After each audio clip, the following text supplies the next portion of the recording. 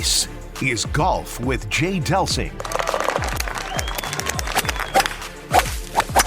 A two-time All-American at UCLA. A participant in nearly 700 PGA Tour events. 7 professional wins to his credit. Over 30 years of professional golf experience. A member of the St. Louis Sports Hall of Fame. This is Golf with Jay Delsing. Welcome in, Golf with Jay Delsing on a Sunday morning on 101 ESPN. A reminder that we have now gone to 2 hours, 8 to 10 on 101 ESPN. And with Jay Delsing, I'm Dan McLaughlin. Really good show coming up. We're going to visit with SI.com's Bob Harig in hour number 1. Hour number 2 should be a treat. We've got Luke Donald coming on, and he'll captain the European team for the upcoming Ryder Cup. Jay, can't wait for the visits. Can't wait to get the show going. Danny, great to be with you. Thanks for doing this with me. And yeah, these are great guests. The Ryder Cup, I don't mean to disrespect Bob because we love Bob, and I've got a lot of things I want to ask Bob. But the Ryder Cup, man, I mean, it is, after the Tour Championship ends today, Captain Johnson's got to make his picks, and then, Luke will be on the clock, 10 days later, and then we're on, man. So the 2023 FedEx Cup playoffs finishes up today at East Lake Golf Club in Atlanta. Do you like the way that this system works, where Scotty Scheffler starts with the big lead that he's already had? No. Yeah. We have our other Beyond the Fairways with an S podcast, and we have been on fire with our picks. And I look at this thing and I'm like, well, wait a second. Scotty Scheffler starting the week at 10 under par. He's got a 10-shot lead over half the field, D. And I get it. Like, the tour is trying to make the entire body of work matter. And so whoever finishes number 1 should have some sort of advantage. But it just seems odd, Scheffler begins, and I do agree with you, he began with a 2-stroke lead over Victor Hovland, format that rewards bonus strokes.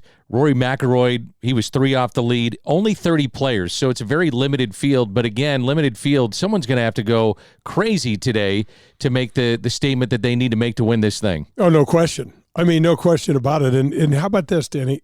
Do you know what last place money is in the field of 30? Give it. $500,000. Not bad. 500. Let's go. Get in. So you're rewarded for getting there. Yeah, and think about that. We were talking about this last week when the bubbles and the guys on 30.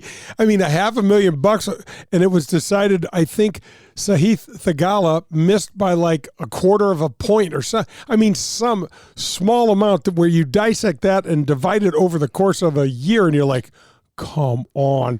One putt lips in and still lips out, and he's got an extra $500,000. I don't know how, though, you can reward for throughout the season to make the final event to where it's fair for rewarding you for winning and being in top 5s and top 10s and those kind of things.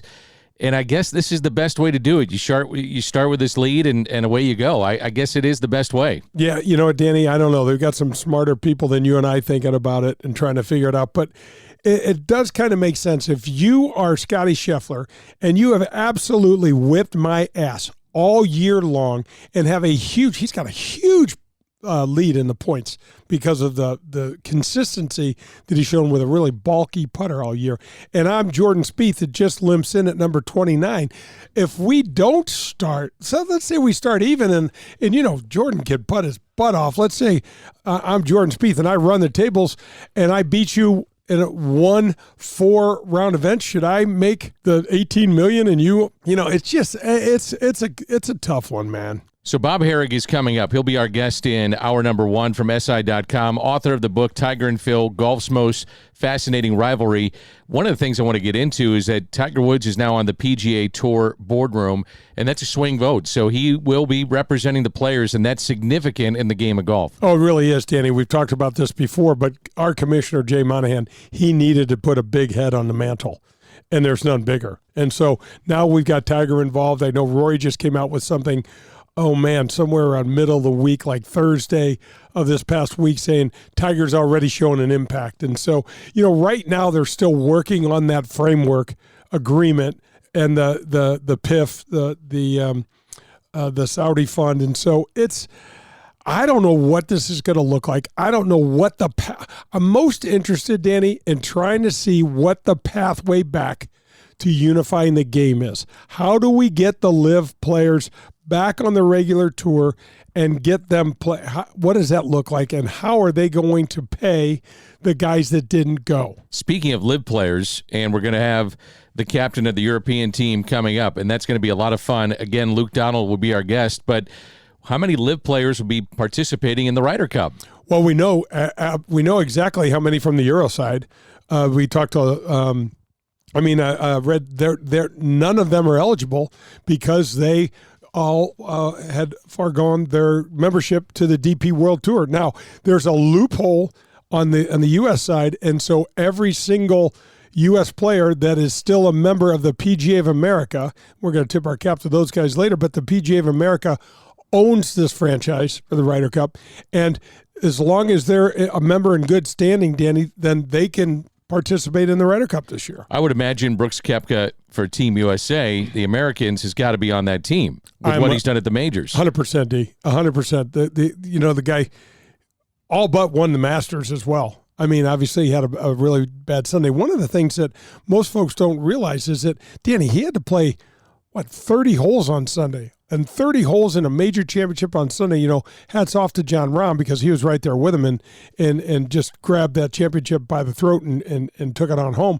And then he walked away with the PGA championship in pretty dramatic fashion, Danny, because he basically put all that pressure on himself in his evening interview saying, I know what I did wrong at Augusta, and that's never going to happen again. And then he goes out and birdies 3 of the first 4 holes on Sunday and just dominates that championship. Are you okay with live players being a part of this? I mean, they all know each other. They get along. A lot of them live next to each other down in Florida. Is it that big a deal? I don't know. I'm just a little too far removed from that, D, but I'm thinking they don't care. I'm thinking for this week, let's say my opinion is that Brooks is going to be on the team, and that's it. DJ's not going to make it. Nobody else is. Taylor Gooch, not going to make it. And we're going to have this team, and for that week, it's going to be red, white, and blue, and let's bring the cup home. We have not won the cup on European soil in 30 years. 30 years. Long time, man. Danny, wow. And the Europeans are going to have 4 rookies on their team at least, and they got whooped last time they played at Whistling Straits. So they're motivated in this upcoming Ryder Cup. They are. And Danny, if you think about it, the usual suspects will be gone. Sergio, live player, no longer playing. Lee Westwood, same boat. And Ian Poulter, another member of the Live Tour, and Paul Casey. That might be the single most important. But Paul Casey was the youngest of that crowd and maybe the strongest player. Not a Ryder Cup folklore sort of hero, but a really strong player. But look at this European team. You and I are in the weeds on this, and we looked at this before before our interview with Luke. But I mean, he's going to have. We already know Rory's on. We already know Rahm's on. We already know Victor Hovland's on. I mean, Danny, if you're going to battle, there's 3 strong horses you're going to ride right there. Now you talk, and then you add Matthew Fitzpatrick, Tyrrell Hatton, Tommy Fleetwood. That's a strong top 6 right there, Danny, no matter who we run out. How about Straka, Lowry, Rose, McIntyre, some others that probably folks haven't really heard from or about, but they're going to be part of it too. And you never know. Some of those guys could emerge, and that's what happens at the Ryder Cup. And it's so fun. It's so fun to watch, Danny. There'll be some name, especially from the Euro side, that will emerge that we don't know much about. I really have a strong feeling about that. But 2 guys you mentioned are really interesting in that group. Justin Rose, a major championship winner, but he won for the first time in like 3 years at the AT&T at Pebble Beach this year. And Sepp Straka, a guy you have not, I've slept on, that guy you have not slept on, and made money for our listeners in our other podcast. He won, I think he won at John Deere, and he's had a lot of, this guy, it's like he's a submarine, man. He's under the water, and all of a sudden he pops up, and he's cashing big checks and winning championships. Let's tip our cap, and we'll stay on the theme of the Ryder Cup. And we're tipping our cap to the PGA of America, as they own the Ryder Cup, and they present this great championship event for us. We want to thank the Dean Team Volkswagen of Kirkwood and Colin Byrne. 314-966-0303. The Dean Team Volkswagen of Kirkwood, any sort of vehicle you need, they'll supply it for you. Not only does the PGA of America do the Ryder Cup, but all of our guys. We got Brendan at Norwood. We got Talk at Belle Reve. We got Brian Fote, who's been the top teacher around. We got Bobby Pavlonis. The list goes on and on and on. All PGA of America members and all out there just trying to enhance our golf experience and do great things for us and make the game better. Allie Wells, the head of our section here, we thank her for her support, not only on our show, but also with all she does, tirelessly every damn year behind the scenes. They do a great job. So thanks, Colin, and thanks, Dean Team Volkswagen of Kirkwood, for any of your car buying needs. 314-966-0303. That's Jay Delsing. I'm Dan McLaughlin. Golf with Jay Delsing is off and running on this Sunday morning. We're presented by Daugherty Business Solutions. We head into the pro shop. That's next. This has been PGA Tour News and Notes. Next, we head into the pro shop on Golf with Jay Delsing. Daugherty Business Solutions has been enhancing the business of our customers for the last 37 years. How do we do it? Through our expertise in technology, better use of data and analytics, artificial intelligence, and machine learning. We roll up our sleeves and collaborate. We build applications and effectively communicate with our partner clients to bring their goals and objectives to the finish line. Our award-winning Access Point program is a community game changer. With nearly 100 students in the program, mostly young African-American females are making between $55,000 and $60,000 per year right out of high school. That's right, $55,000 to $60,000 a year right after high school graduation. That's when they begin their training. CEO Ron Daugherty believes the talent is equally distributed, but access to that opportunity is not. So here's Access Point, providing more and more opportunity for those in and around our community. It's Daugherty Business Solutions. The Legends of Golf return to St. Louis in 2023. You won't want to miss one of the strongest fields in golf. Ernie Els, Steve Stricker, Bernard Longer, John Daly, and many more when they compete for the 2023 Ascension Charity Classic title, September 5th through the 10th at historic Norwood Hills Country Club. All proceeds benefit area charities. Together, we were able to donate over $1 million to those most in need last year. Visit AscensionCharityClassic.com. If you're in the market for a new or used vehicle, any make or model, then you need to visit the Dean Team Volkswagen of Kirkwood. They are the official vehicle provider of the Golf with Jay Delsing show. My daughter and I both drive vehicles supplied by Colin and the Dean Team Volkswagen of Kirkwood. And the reason we have them is because we know we can trust them. They made the car buying experience painless and very easy. Their customer service is second to none. They provided my daughter with a loaner car when her Passat needed repairs. Every single step of the car buying experience was taken care of for us. You can reach Colin at 314-966-0303, and he will answer all of your questions and put your mind at ease. The Dean Team Volkswagen of Kirkwood has new or pre-owned vehicles to be purchased or leased, whichever you prefer. Once you visit the Dean Team Volkswagen on Manchester and Kirkwood, you'll become a customer for life because they'll treat you like family. The Dean Team Volkswagen of Kirkwood, the official vehicle provider of the Golf with Jay Delsing show. Hi, this is Peter Jacobson, and you're listening to Golf with Jay Delsing.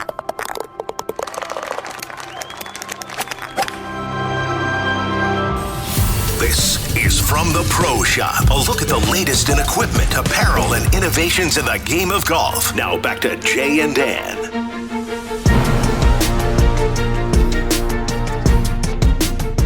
Golf with Jay Delsing on this Sunday morning rolls on. With Jay Delsing, I'm Dan McLaughlin. Later, hour number 2, we visit with Luke Donald. He'll captain the European team on the Ryder Cup.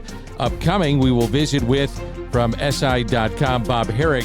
And we head into the pro shop, and I think this is the perfect time to do it because this past week, as Jay was getting set to, work on his chipping game, he realized something was just amiss. It's amazing. A professional golfer can get to the nitty-gritty the nth degree, literally, on their driver, on their irons, and on their chipping. Yep, my wedge, Danny. I'm like, this wedge doesn't feel right, and I had put this new wedge in my Jeff Thornhill at TaylorMade, and Thorny, thanks for the golf balls that you support the show with, and thanks for the time this past week. But I said, there's something wrong with this wedge, and sure enough, he took it in there, and the loft was all jacked up, and he's got me all set, and so I'm all ready to go. I'm getting rid of all my excuses, D. Right now, I gotta have to get my game in shape. How do you know when something is just slightly amiss? Well, it's really because I know when I hit a ball well, I know how far it should go. I mean, this is interesting. When we talk to any sort of amateur golfer, the very first thing I ask them is, I know this is going to sound stupid, but do you know how far your clubs go? And they look at me like they want to be offended, D, and then they tell me, not really. Not really. Not really. And see, I know when I hit the ball well, I know that this wedge is supposed to go somewhere around 118 yards. And I'm hitting it, and it's you going. You got it down to the foot, to the yard, dude, to the inch. It's going way. Well, you played with me before, and you've got every down. once in a while, when I hit one right, I'm like, oh, I'll give you a little, I'll come over and razz you a little bit because I'm like, oh, that's gonna be good. But I just knew the ball. I couldn't get the ball to fly the distance that I wanted it to, and it just felt weird off the face. And so, Jeff Thornhill we got to get him on the show and talk about some of the TaylorMade products, because this guy's in the weeds on all this stuff. And he's like, you're right. That ball's not flying far enough. And he gets his TrackMan out, and we are sweating bullets out on the range over at Norwood. And sure enough, he's like, that thing's going, 7 yards too short. So what will a TrackMan do? Because we're in the pro shop. People hear about it. They may see a TrackMan. Yep. What does it do when you take it out to the range? So it basically will measure. So it'll via GPS and a bunch of really high tech cameras and stuff. It'll measure the path of your club, the strike on the ball, the spin rate on the ball, and then by judging how much speed you came down with your club and the quality of the hit, it'll judge how far the ball goes through that speed. So like your son, Luke, comes in at 120 miles an hour, that's going to blow the machine up. That's tour player, Luke's going to come out there with 180 mile an hour ball speed. My ball speed's 160.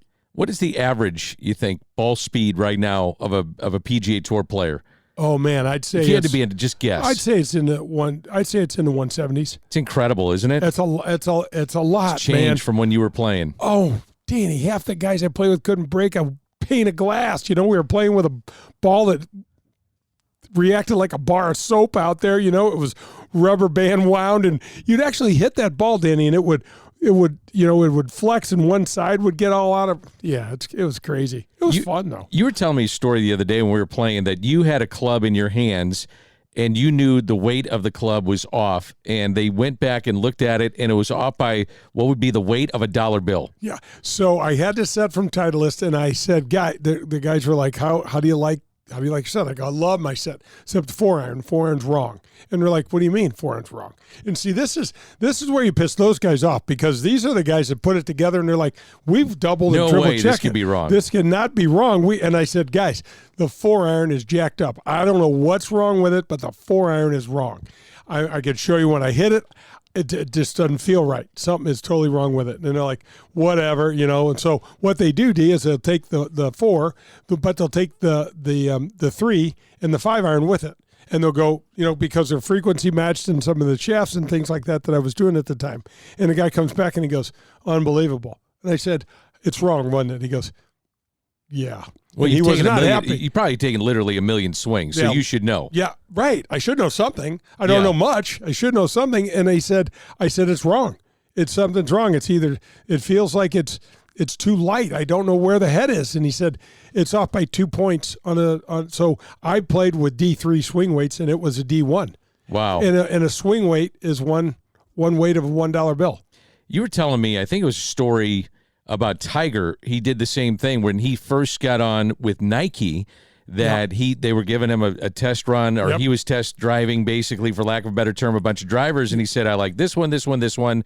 And then he got back down to 3, and then it was to 2, and then he said, this one's off just ever so slightly.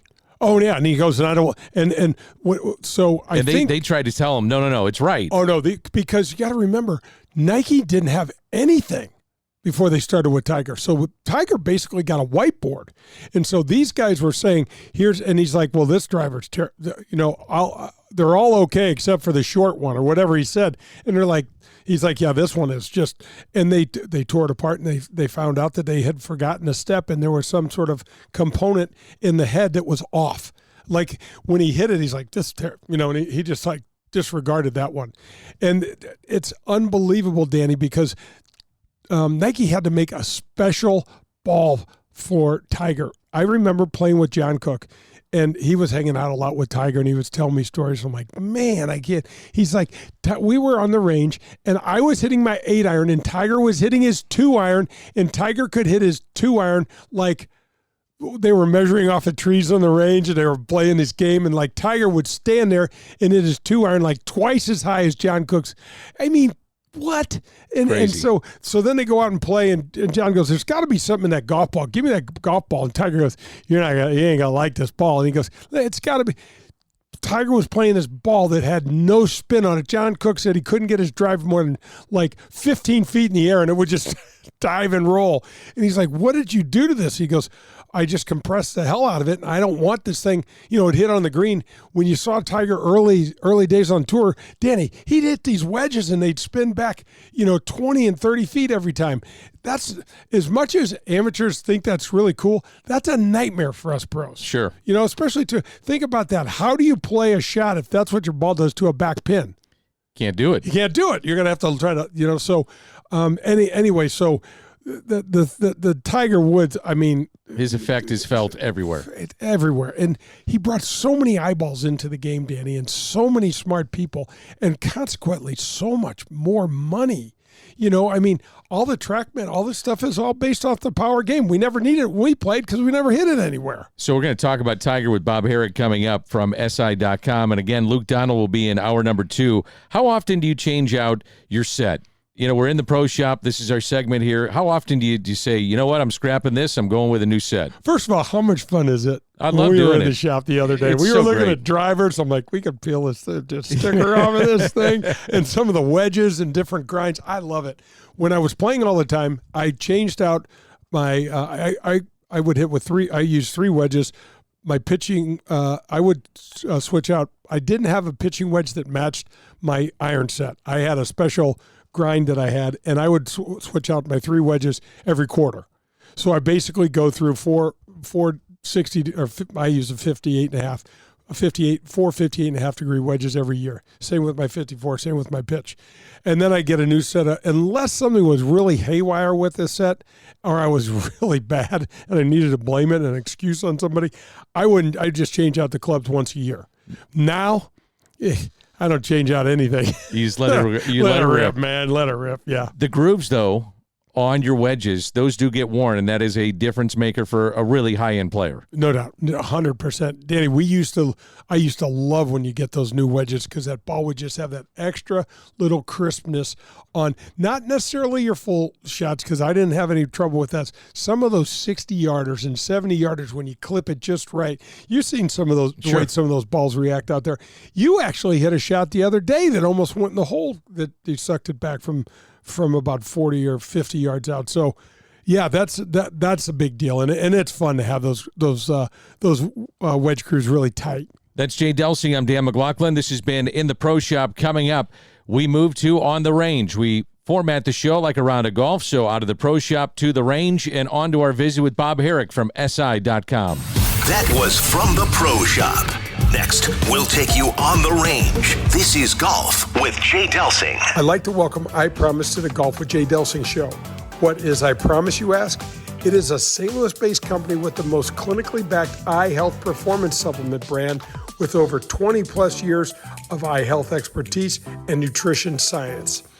It's all natural, and their cutting-edge science and technology has helped I Promise forge many exciting new golf partnerships, like with the PGA of America, the Titleist Performance Institute, the Ledbetter Academy, and many more. Perhaps the most exciting component for me, though, is that this new growth and regeneration is measurable.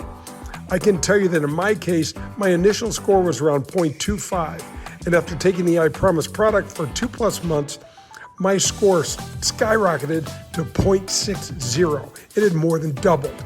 I can now read the greens better because there's not nearly as much glare to try to manage, and I don't have to squint so much while I'm playing. But you don't have to take this from me. Check out what Padraig Harrington has to say about this product. He's playing some of the best golf of his career in his early 50s, and he swears I Promise has helped improve his short game. Check out I Promise. That's I Promise, the company helping us see better, play better, and live better. Visit them at ipromise.com. Hi, this is Adam Betts from Family Golf and Learning Center. At FGLC here in Kirkwood, we feature a double-decker driving range, 2 large grass tees with Tahoma Bermuda grass. You want to work on your short game? We have a short game area too, which features a 20,000 square foot green, 3 bunkers, and Zoysia surrounds. Also at Family Golf and Learning Center, don't forget about our 9-hole par 3 course, the indoor TrackMan simulators, and our performance center. If you're looking for the best golf instruction, regardless of skill, we can help. Find out more at FamilyGolfOnline.com. That's FamilyGolfOnline.com. Family Golf and Learning Center. We make St. Louis better at golf. The Gateway section of the PGA, led by Allie Wells, is the center of golf for us here in St. Louis. With over 350 men and women in the organization, you'll be hard-pressed to find a golf course, driving range, or practice facility where one of these men and women members are not present working tirelessly to enhance your golf experience. From PGA Reach, the charitable foundation arm of the section, which raises and donates millions of dollars to the needy in our community, to PGA Hope, that helps and supports our former military through the game of golf, to the PGA Junior League, which has turned out to be a game changer for creating opportunities and bringing more young players into the game. Our Gateway section remains committed to growing the game of golf. Again, at this year's Ascension Charity Classic, PGA Reach will be one of the benefactors of our Legends Charity Shootout, where half of the money raised will go to PGA Reach. The Gateway section of the PGA, helping us all enjoy the game we love. This is Golf with Jay Delsing. To connect with Jay, log on to jdelsinggolf.com now. Let's go on the range with Jay and Dan.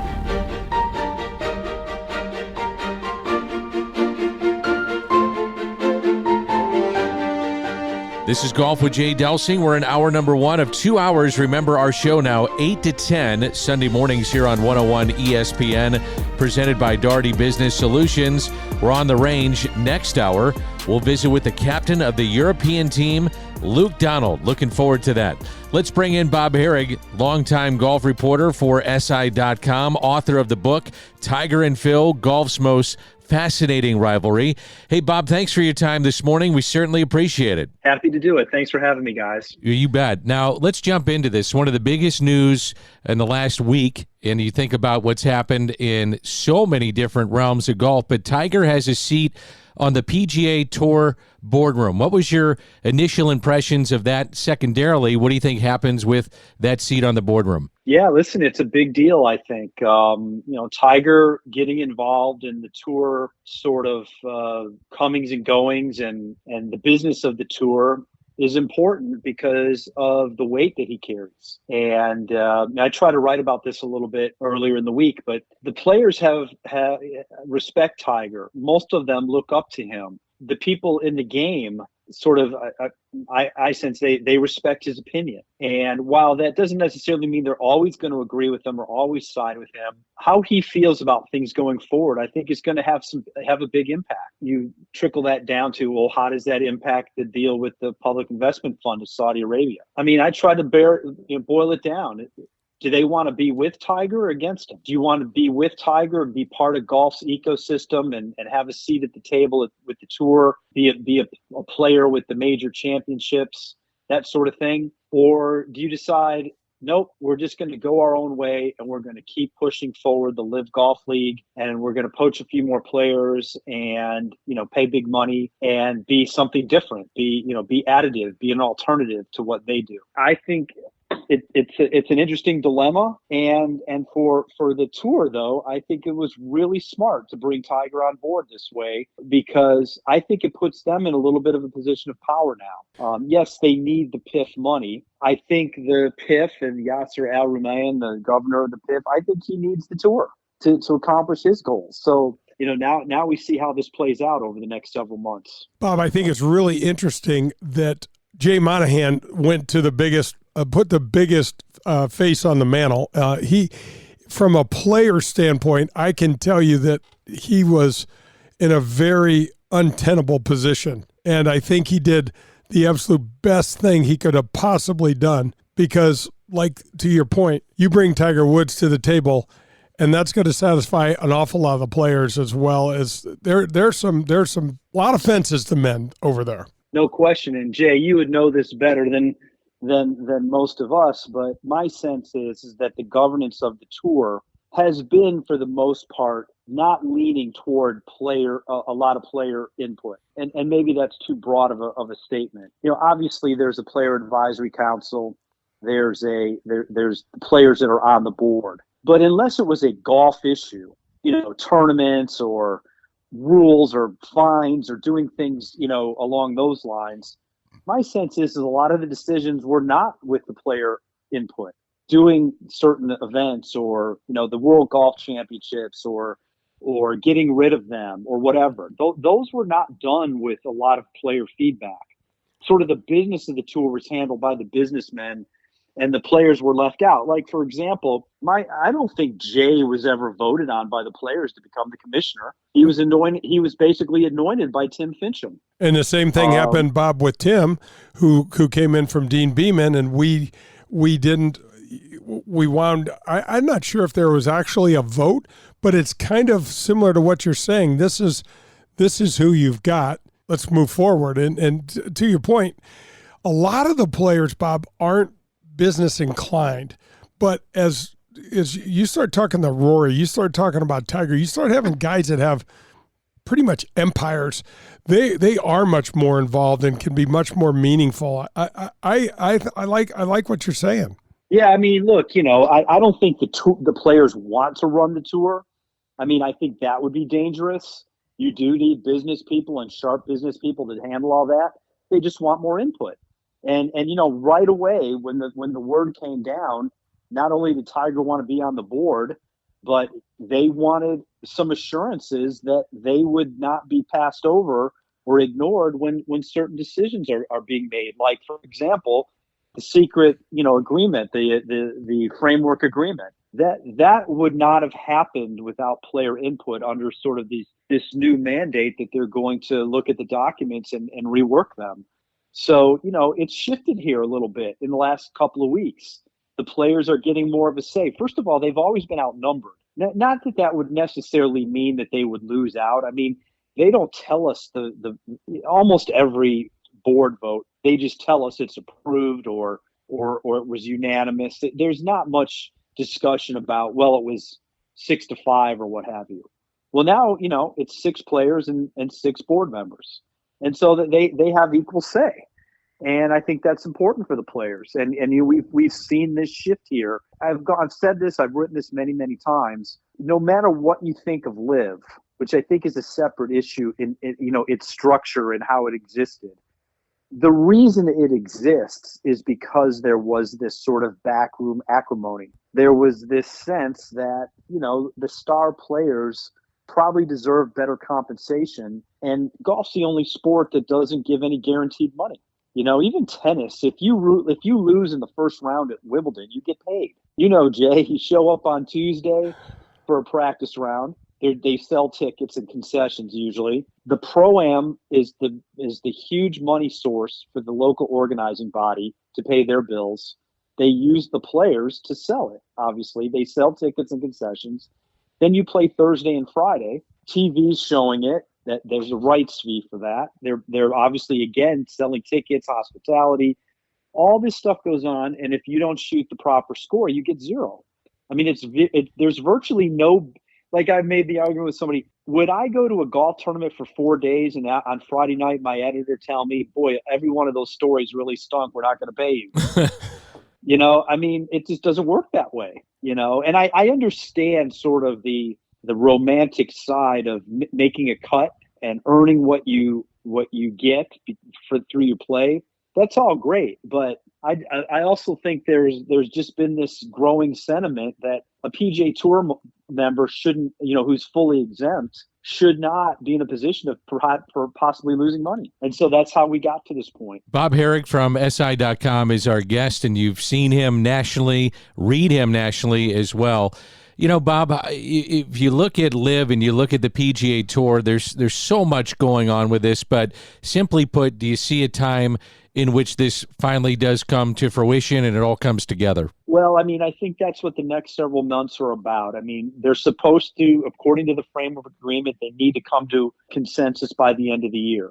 I suppose they could always kick it down the road and extend the deadline. It's really in both parties' interest to make something work. If it doesn't work, the tour is faced with a competitor that can spend way more than it can, and it's gonna face the prospect of losing some guys. I mean, they see what Dustin and Phil and Bryson and a bunch of these guys are making and getting paid every week, and the chance to win $4 million if you win, and you have this team concept where they pay for your travel. This is not to necessarily condone shotgun starts or 54 holes or whatever. I think those are separate issues. But nonetheless, it's hard to say no to that for some guys. And so the tour will always be faced with that if they don't make a deal. Conversely, does the PIF, does Yasser, does he want a seat at the table with the big boys? Does he want to be able to go to the Open like he did a few weeks ago? Does he want to be able to go to the Masters and be accepted? Does he want to be part of the ecosystem? For there to be a deal, it's going to require their cooperation. That to me means less of LIV. There might be a form of LIV, but I don't see how 14 tournaments works. I don't see how, clearly the PGA Tour is going to want to have Cam Smith playing in the Players. It's going to want to have Brooks Koepka playing in it's going to want to have the top players playing together at the Memorial. In order to make that work, you've got a lot of things to figure out.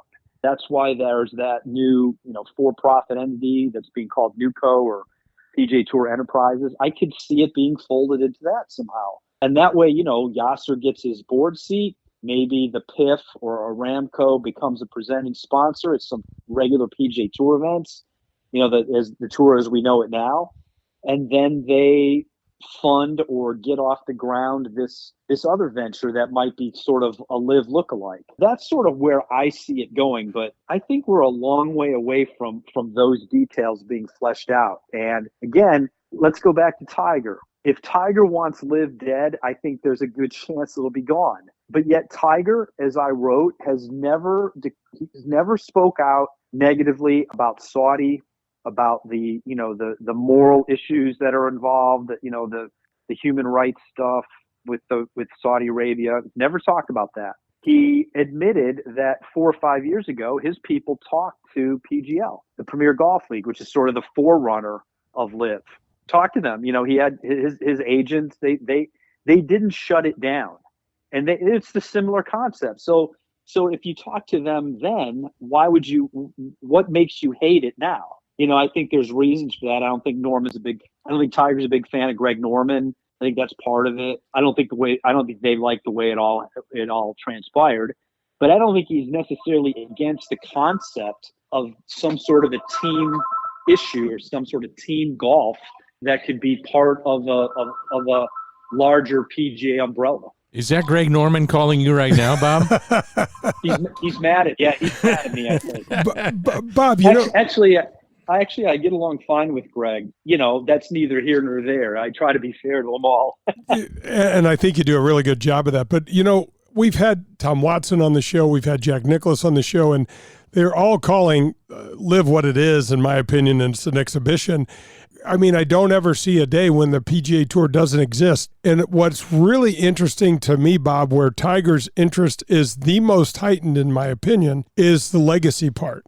And I know you've got a new book coming out about Tiger, and we can talk about that later. But I'm really anxious to read it. If you start minimalizing the accomplishments that Tiger has sought his entire life to accomplish and achieve, you're going to have a problem. And that something's going to have to give, because it won't be those. That's some of the stuff that Tiger has discussed. And it's a good point. And frankly, the tour, I think now in retrospect, went down the wrong path of making it about Saudi and the PIF, because those points are very valid if you want to push back.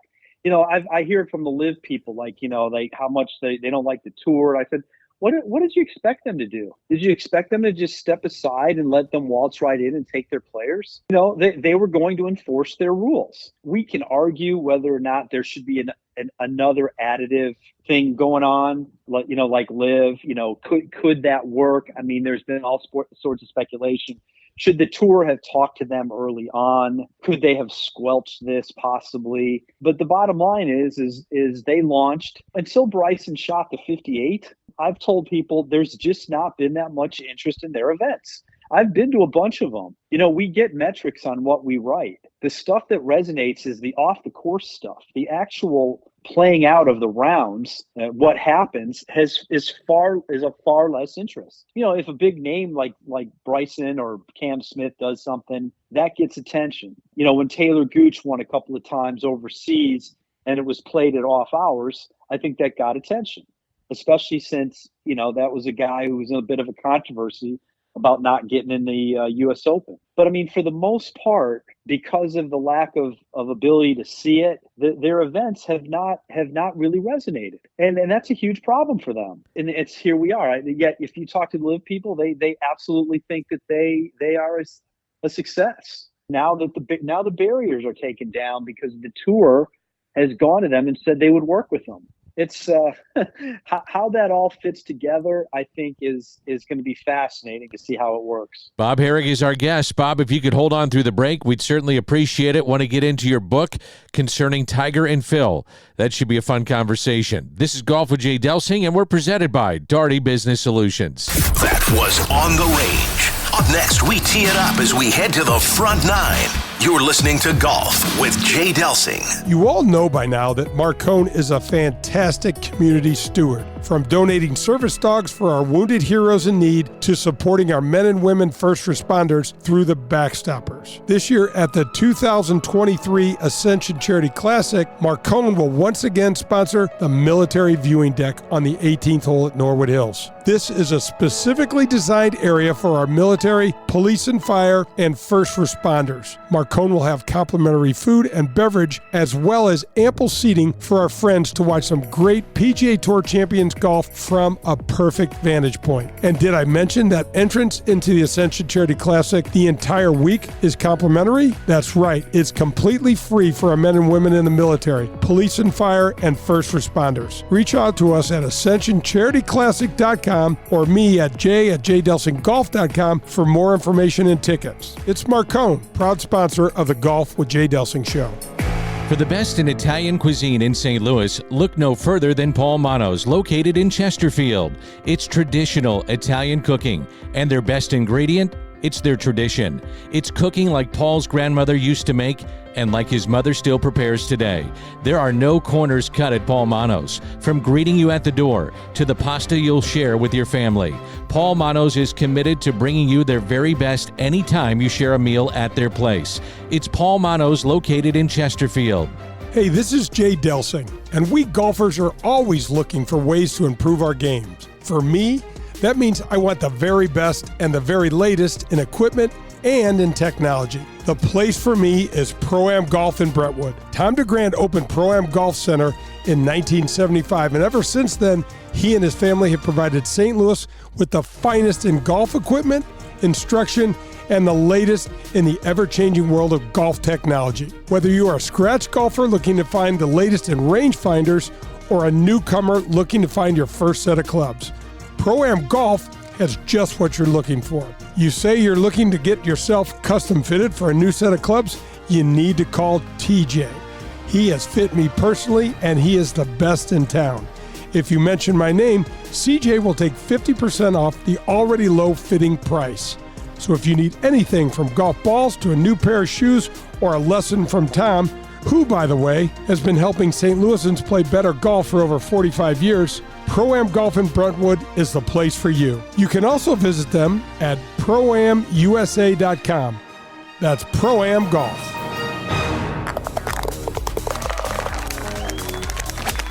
Hi, this is Nick Ragone from the Ascension Charity Classic.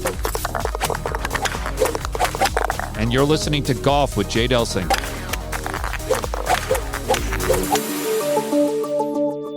Powers Insurance and Risk Management is a family-owned local business that's been helping our community for over 200 years. In the always confusing world of insurance, Powers Insurance provides clarity, exceptional service, and the latest in cutting-edge products to deliver the highest quality in property and casualty coverage, as well as strategic planning consultation services. Powers Insurance and Risk Management will partner with you. That's right, partner with you to customize the right coverage for you and your family. Tim Davis, the Chief Operations Officer, will personally sit down and talk you through the ins and outs of your policies. They are experts at helping you control your workplace expenses and helping to guarantee the safety of you and your employees and their needs. You can visit them at powersinsurance.com. That's powersinsurance.com for all of your insurance needs.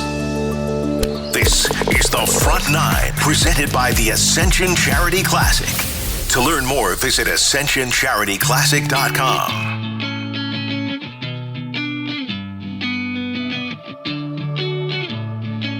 Golf with Jay Delsing rolls on. Again, a reminder that we are presented by Daugherty Business Solutions, and the show is expanded now from 8 to 10. Coming up in hour number 2, we'll visit with the captain of the European team for the upcoming Ryder Cup, Luke Donald. Can't wait for that. Bob Harig has been kind enough to stay with us through the break, and he is a golf reporter, golf writer for SI.com. You see him on radio, television, podcasts. He's all over the place covering the sport and the PGA Tour. He's also the author of the book, Tiger and Phil, Golf's Most Fascinating Rivalry. Bob, thanks for holding on. Let's jump right back into it. Give us a few interesting tidbits that stood out in your research in doing the book, and what stood out for you. Well, one thing I like to point out is that, especially for people who are younger, Phil was Tiger before Tiger. Most of us who follow golf, or even younger people, are aware that Tiger was a phenom. He was on TV at age 2 or 3. He was well chronicled as a junior player. He had racked up tons of trophies before he even went to high school. But Phil was very similar, just without the same kind of attention. He was being recruited to colleges when he was a freshman in high school. He won everything in San Diego. I think he's still the record holder for most AJGA victories. And look, Phil won a tour event as an amateur, and Tiger never sniffed one. I think if there's something that I try to steer people to, obviously we know all about Tiger and how great he was, but so was Phil, just in a different way. Phil's record doesn't come close to matching Tiger's, but really nobody else's comes close to matching Phil's. Not in the last 30, 40 years. Before Phil got to 45 PGA Tour wins, I believe the last player to get that high was Tom Watson, aside from Tiger, of course. It just doesn't happen anymore. The idea of even getting to 30 PGA Tour wins is going to be incredible. I think Dustin Johnson had a chance at that if he hadn't gone over. And I still think, obviously, Rory has a great chance. But how many others? We're seeing with Justin Thomas right now how hard it is. He's got 15 wins, and he's off to a great start in his career. But, it's just not that easy to rack up those victories. And I think Phil, in a weird sort of way, his career was a bit underrated, because he played at the same time as Tiger, and their records are so different. And yet, if you just took Phil and looked at his, it's pretty amazing. Bob, isn't it true? I think I read this. Phil Mickelson's never been ranked number 1 player in the world. Phil was never number 1 in the world. Isn't that incredible? He never won the money title. He was never player of the year. A lot of that was because Tiger thwarted him. Tiger was player of the year 10 times. Phil had a couple of chances to get to number 1, like in the early, like around 2010, 11 timeframe, when Tiger, was struggling, and he fell off the perch there for a while. And Phil was number 2 and needed a result, and never got there. He never got to number 1 in the world, and he still won 45 times. 36 of his wins came after Tiger turned pro.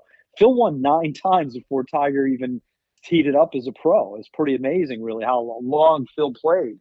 Yeah, and yet Phil has said that he maybe wouldn't have done as well as he did if Tiger hadn't come along to motivate him to get better. So it's easy to say, well, God, look how many more he would have won if Tiger hadn't been there. And there were a couple where Tiger got him and Phil was right there. He might not have been as dedicated or as driven to get there if Tiger hadn't come along and shown, wow, I got to get better. Do you think Phil's reputation or the way we look at him now has been tarnished with everything involved at LIV, and in many ways he's kind of the face of it from the player's side?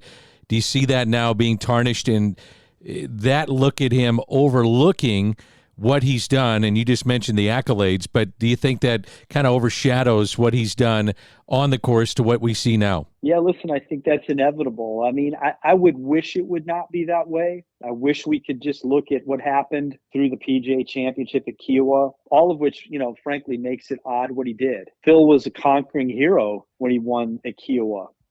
Tiger wasn't playing. Phil had the last major, the last win on Tiger, became the oldest major winner ever, 50 years old. Nobody had been older than 48. It was like a 50 some odd year record that Julius Boros set.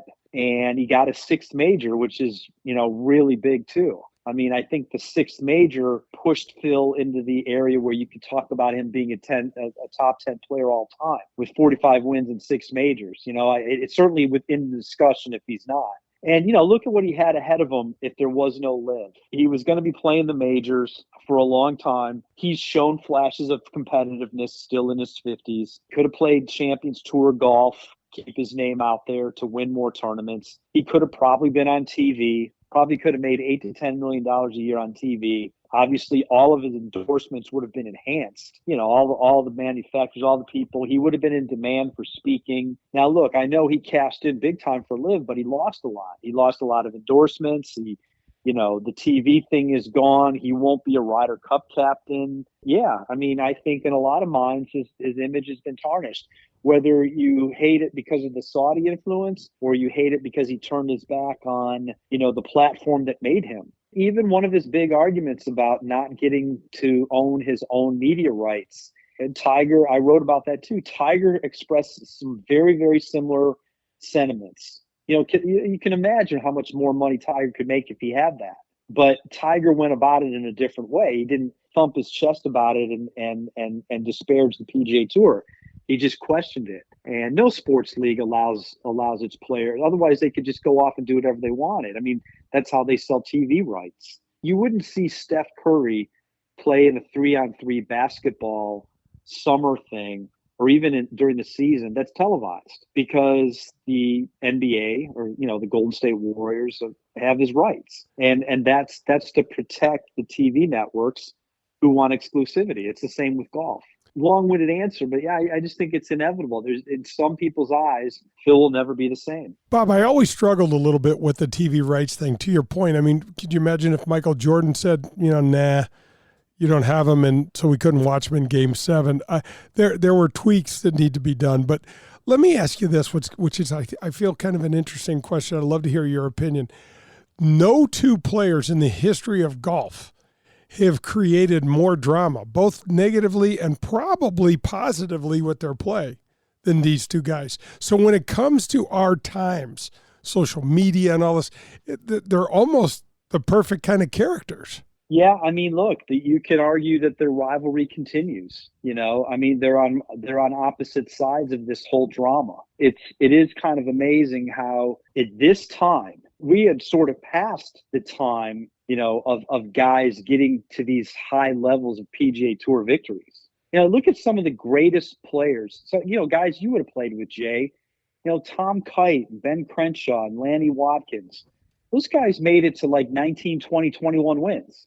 Curtis Strange, 17 wins. Davis Love got to 21. Ernie only got to 19. Now, of course, he played all over the world too.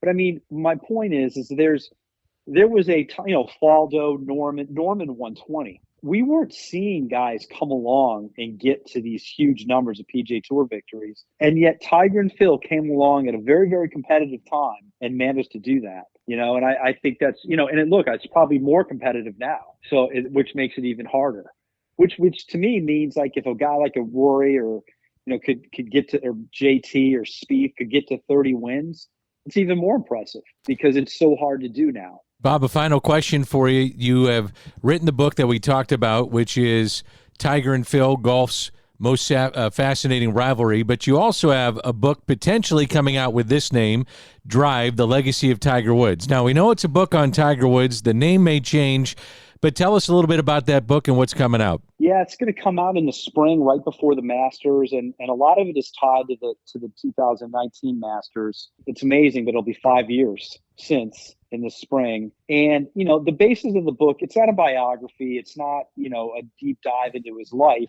It's just simply examples of what made his record so great. And the record, the 82 wins and the 15 majors and long streak of being number one, is really a product of his drive.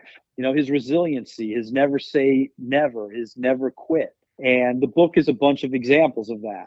Obviously the 2019 Masters is the height of it. How he came back from a very, very serious surgery just 2 years before to win a major is pretty remarkable. But there's other examples that I cite, the 142 straight cuts. His very first major, he shot 40 on the front nine at Augusta. Who comes back from that? A lot of guys would be wallowing in what's wrong. They would panic. Tiger instead shot 30 on the back nine and went on to win by 12. Even at the 2020 Masters played in November, when he makes a 10 on the 12th hole, hit 3 balls in the water, he managed to come back and birdie 5 of the last 6 holes. Now, that didn't matter in the least, right? Tiger, what difference did it make if Tiger shot 76 or 79 or finished 30th, but yet he just dug down and wasn't going to be satisfied? I mean, that's sort of the theme of this book, and how he has, throughout his career has always fought back, had sort of this inner drive to succeed. Bob, his compete level is nothing like I've ever seen. And, I've been hanging around a lot of really good players for a long time. There's nothing like that. And I think that goes hand in hand with the drive. And I can't wait to read that book. Thank you. Yeah, I think I agree. It's just, there's just so many examples of it. Obviously the 2008 U.S. Open. And, I covered that a lot in the first book too, in the Tiger Phil book. But I mean, how do you do that? I mean, the guy hadn't played since the Masters that year. It's just remarkable resiliency to push through that. Look, even coming back from the scandal in 2010. Now, look, Tiger went through a lull there for a while, but that very first tournament back, he tied for 4th. He had no business being in contention that week. He actually went into the final round with a chance. Now, he didn't play great in the final round, but the fact that after being away for 5 months, all the negativity, look, self-inflicted, that we're not getting around that. But from the golf standpoint, he had nothing 2 or 3 weeks before. He just, his head wasn't there. His game was not there. And he somehow managed a 4th place finish. Frankly, it's maybe the one thing I criticize him about in the book. He did not take that and step back and recognize what a great accomplishment that was. He was mad at himself for not winning. He was mad that Phil won. He actually got worse after that. Instead of using that as a great stepping stone, like, wow, what a great accomplishment. But see, that's just not how Tiger's mind works. There are no moral victories for him. But that was maybe one time where there should have been. Hey, Bob, thank you so much for your time. Love your work at SI.com. Loved your work for many, many years, whether it be radio, television, or obviously with the books. And thanks for joining us. We certainly appreciate it. No problem. Thanks for having me, guys. That's Bob Harig. This is Golf with Jay Delsing. Coming up, we'll make the turn. More on Tiger and Phil. We're presented by Daugherty Business Solutions. That was the Front Nine on Golf with Jay Delsing. Presented by the Ascension Charity Classic. We're halfway home, and next, we'll make the turn. Redbird Heating and Cooling sponsors the Veterans Vocational Apprenticeship Program. Jed, the CEO and former Marine, will teach, mentor, and sign off on educational and mechanical work hours to help you get fully licensed while you work and get paid by the company. What a great way to launch your career as a fully licensed HVAC specialist. Visit redbirdhvac.com. That's Redbird Heating and Cooling. This is Dan McLaughlin, inviting you to the 21st Annual Dan McLaughlin Golf Tournament to benefit the Special Education Foundation. This tournament has raised over $5 million, and 100% of the money raised has gone to children with special needs in our community. To sponsor, volunteer, or to play in the event on October 9th at Norwood Hills Country Club, please visit sef-stl.org. I'll see you on October 9th at Norwood Hills Country Club. Hey, this is Jay Delsing for SSM Health Physical Therapy. Our golf program has the same screening techniques and technology as the pros on the PGA Tour use. SSM Health Physical Therapy has the Titleist Performance Institute trained physical therapists that can perform the TPI screening on you, as well as use the K-Vest 3D motion capture system. Proper posture, alignment, etc. can help you keep your game right down the middle. We have 80 locations in the St. Louis area. Call 800-518-1626 or visit them on the web at ssmphysicaltherapy.com. Your therapy, our passion. WXOS HD1 East St. Louis 101 ESPN is driven by Auto Centers Nissan, home of the lifetime warranty and 30-day return. This is Golf with Jay Delsing. We're halfway home and it's time to make the turn. Let's get back to Jay and Dan.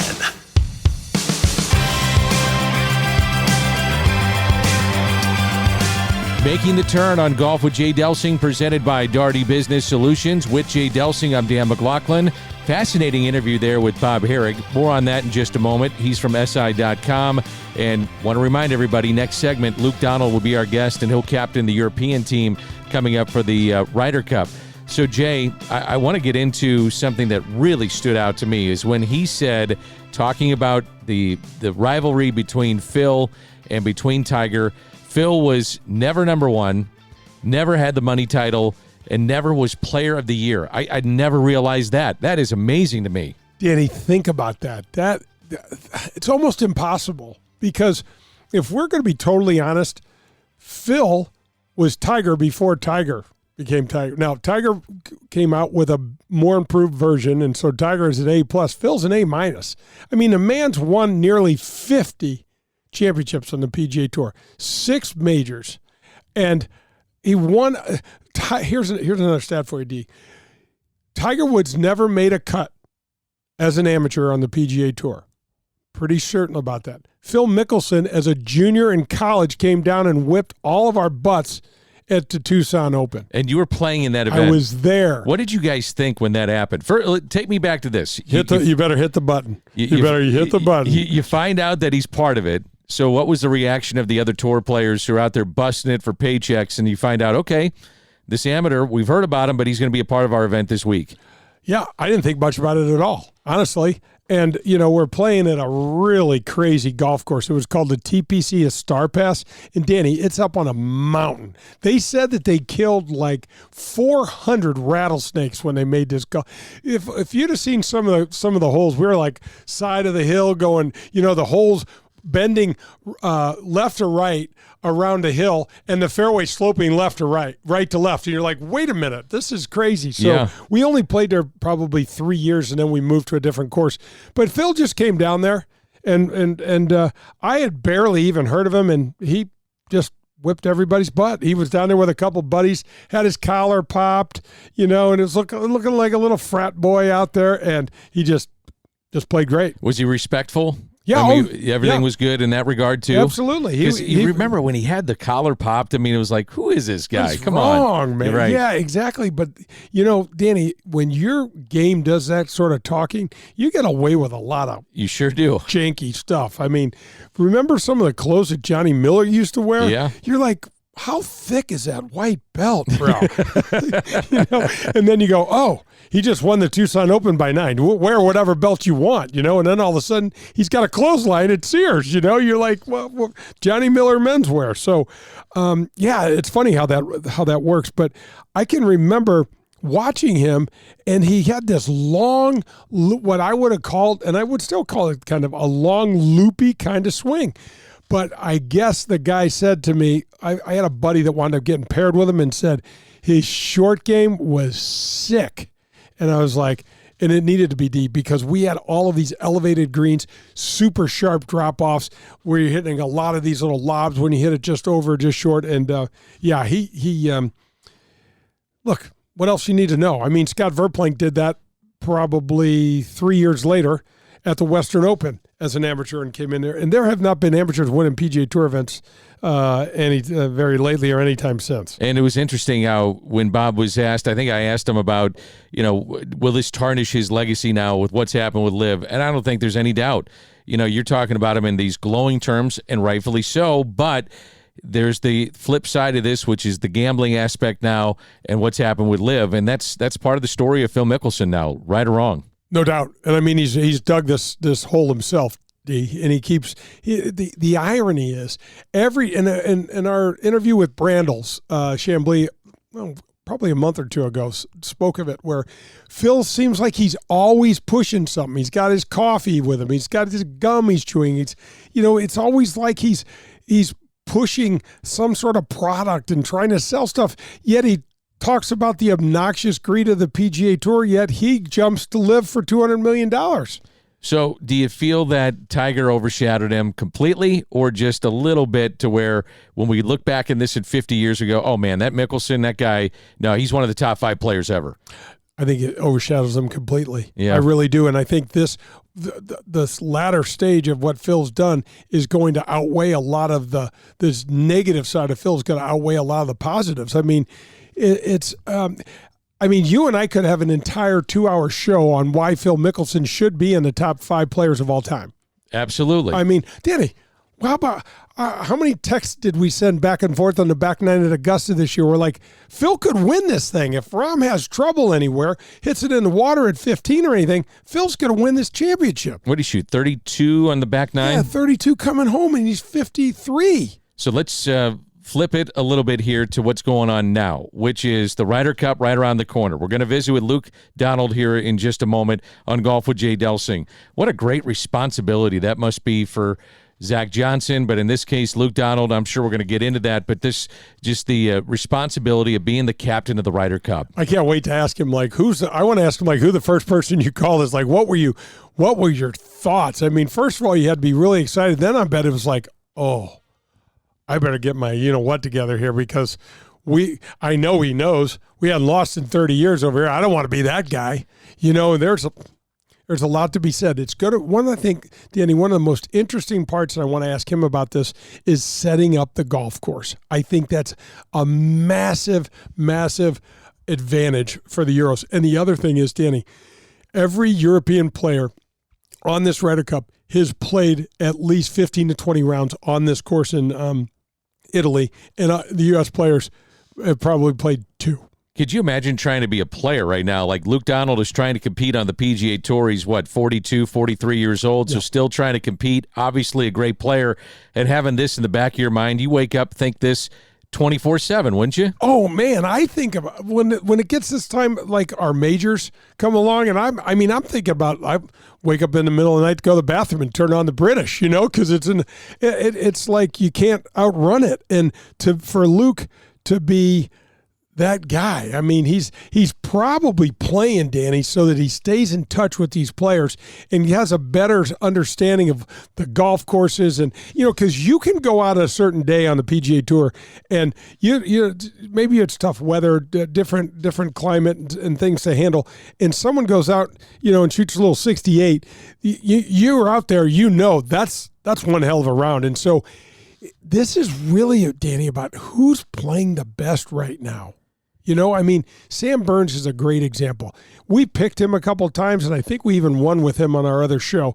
But Sam Burns hasn't played well in months, and he's still making, he's still in the conversation, but he's not going to be on the team. Who's got more pressure then, Zach Johnson or Luke Donald, when you look at these two? I kind of think Luke does, because being in Rome, he's got a home game. Yeah, and they haven't lost in 30 years or whatever it is. He gets a lot of control. He gets to set up the golf course the way he wants. He's going to say, I think they always, this is what's crazy, but they always say the Americans are favored. I don't, I never agreed with that.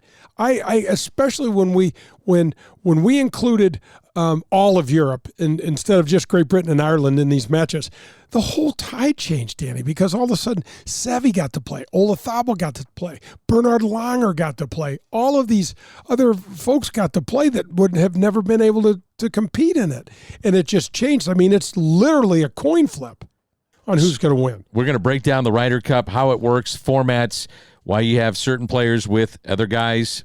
Some guys you might not be thinking about being paired with each other are going to be paired in the upcoming Ryder Cup. So we'll get into that. But coming up next should be a treat as we visit with Luke Donald. He will captain the European team for the upcoming Ryder Cup. This is Golf with Jay Delsing, presented by Daugherty Business Solutions. That was Making the Turn. Coming up, we head to the back nine. You're listening to Golf with Jay Delsing. Daugherty Business Solutions has been enhancing the business of our customers for the last 37 years. How do we do it? Through our expertise in technology, better use of data and analytics, artificial intelligence, and machine learning. We roll up our sleeves and collaborate. We build applications and effectively communicate with our partner clients to bring their goals and objectives to the finish line. Our award-winning Access Point program is a community game changer. With nearly 100 students in the program, mostly young African-American females are making between $55,000 and $60,000 per year right out of high school. That's right, $55,000 to $60,000 a year right after high school graduation.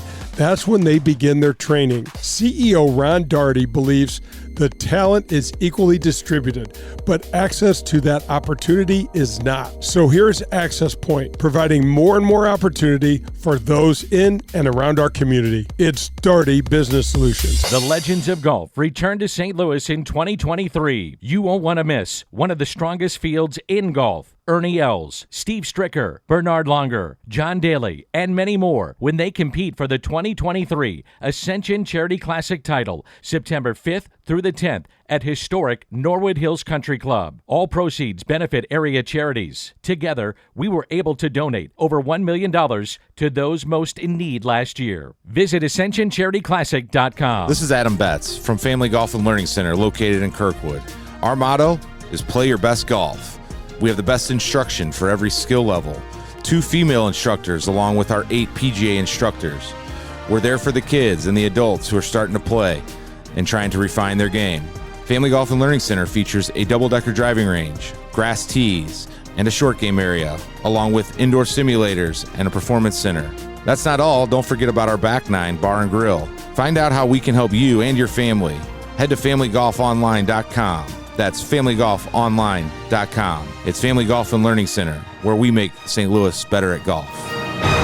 If you're in the market for a new or used vehicle, any make or model, then you need to visit the Dean Team Volkswagen of Kirkwood. They are the official vehicle provider of the Golf with Jay Delsing show. My daughter and I both drive vehicles supplied by Colin and the Dean Team Volkswagen of Kirkwood. And the reason we have them is because we know we can trust them. They made the car buying experience painless and very easy.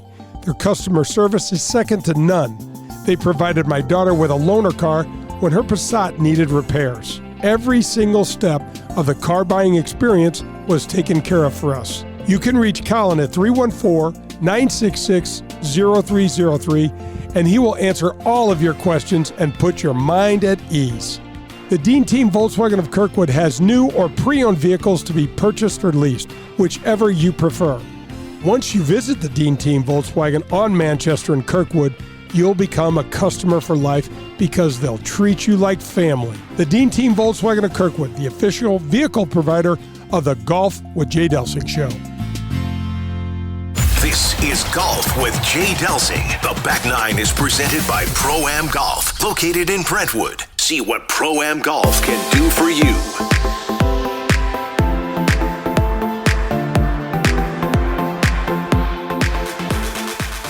Luke Donald represented Europe in the Ryder Cup 4 times as a player, being a part on a winning team all 4 occasions, and in late September of 2023, he will be the European captain for the 2023 Ryder Cup in Rome. And he joins us now. Luke, congratulations on being anointed as the captain for this upcoming Ryder Cup. That had to be an emotional announcement for you and a great honor for you to get that call. Well, thank you. Yeah, it's. I mean, I think it's going to be one of the most important parts of my golfing career. You know, I've had so many amazing experiences in Ryder Cups. There's just nothing quite like that event. I think it's the greatest sporting event in the world, and to obviously be the captain this year is a huge honor. For a golfer, it's must. For guys that don't get to play in it like me, it's must-watch TV. And I just wanted, other than your wife, who was the first person you called when you got this news? Well, my wife, I remember I just got to the Canadian Open. My wife was in England at the time, so she was around a lot of family. She told, my sister and her husband, who's a big golfer, and then I just, I think I called my other brothers, my two other brothers, and sort of went from there. Maybe my coach, Pat, from Northwestern, and, just kept calling people as soon as I knew. And not very many people know, but your brother Christian used to loop for you all the time on the PGA Tour. Is he going to be part of this Ryder Cup team? Yeah, he's obviously when I first came on tour, he was a club pro back in England, and I said, would you like to come caddy for me? And he's like, I think yes, I would. So he's been a caddy since I turned in 2002. He's worked for Paul Casey, Martin Keimer, working for Brendan Steele now, and he'll be there. He'll be playing a role for sure. Luke, you mentioned that this is the greatest sporting event in the world. So tell a golfer and a non-golfer, and I'm a golfer, and Jay's a golfer, as we all know, but for those listening, what is it about the Ryder Cup that makes it so special? And you have a great, unique perspective on why this is special. Well, it has a lot of history, rich history. I think, America started off as GB&I, but obviously America versus Europe now. There's strong tradition, there's strong history there. There's a strong rivalry. I think it's only every other 2 years. So there's this excitement, there's build-up. But for golfers, we play such an individual sport. So to be a part of something where you're playing for your country, you're playing for pride, you're playing for your teammates, that is what makes it special. It's not week in, week out where you're always doing that. There's only every other 2 years. So the build-up and the amount of people who don't even watch golf that follow the Ryder Cup, it's second to none, I think, and just for that reason makes it so special. Luke, I have a two-part question. Can you explain the difference? Because we play a lot of golf, but the difference in the sort of pressure that you feel when you have your country's colors on your back, man, and then what has made the European team so successful? Well, there is pressure because you're playing for more than just yourself. If you cut an event, you've got the next week. No big deal. But at the Ryder Cup, you've got a chance every 2 years to try and win that cup. And you don't want to let down your teammates. You want to perform. It's not just about being selected and playing. It's about contributing. And there's a pressure behind that. And not to mention the first tee. I mean, I can't imagine that. Wow. I mean, it's gotten bigger and bigger over the years. This year at Marco Simone in Rome will be 5,000 people can be packed into the stand, amongst many more thousands of people down the fairway. So, it's just a pressure-packed moment. And again, I think there's nothing quite like that first Friday morning of a Ryder Cup, the anticipation, the excitement, and seeing how the players can control their nerve. Because I've certainly been through that 4 times as a player and haven't really dealt with it, that great a couple of times. Hit some bad tee shots, but you learn. You understand that you need to be ready, and it's just a very, very cool atmosphere on that first tee. Luke Donald is the European captain for the upcoming Ryder Cup in Rome, and I want to ask you about the difference of being a player to being the team captain.